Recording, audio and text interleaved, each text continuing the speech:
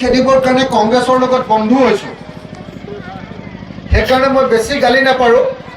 Budget দাই নিশ্চয় এইটো কথা ক'লে বুজি পাব যে 25 বছৰ MLA হোৱাৰ পাছত যদি সঁচাকৈ এই ৰাস্তাটো যদি ৰাস্তা এতিয়ালৈকে অকণমানো বনাব পৰা নাই, তেতিয়াহ'লে MLA হোৱা উচিত নহয়।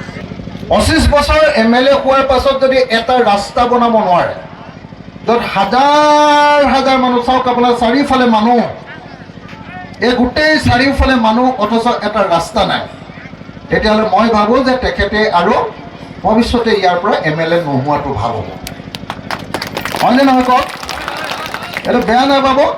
মই কংগ্ৰেছ দলৰ বিৰুদ্ধে কোৱা নাই, কিন্তু 25 বছৰ MLA হৈ থকাৰ পাছত ইমান বেয়া ৰাস্তা থাকিলে আৰু মই হ'লেতো কেতিয়াও ভোট নিদিওঁ দেই, বেয়া নাপাব।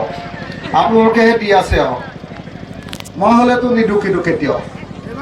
হা তো সিমানখিনি মই নকওঁ আৰু। এতিয়া মই কংগ্ৰেছৰ লগত বন্ধু পাতিছোঁতো, হা।